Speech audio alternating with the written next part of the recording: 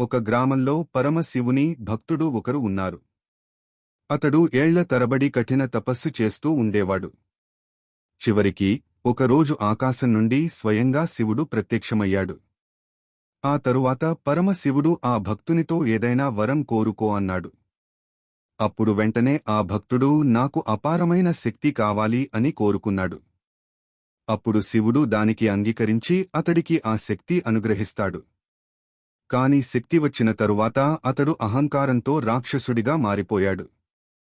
అతడు అమాయకులని ఇబ్బంది పెట్టడం ప్రారంభిస్తాడు.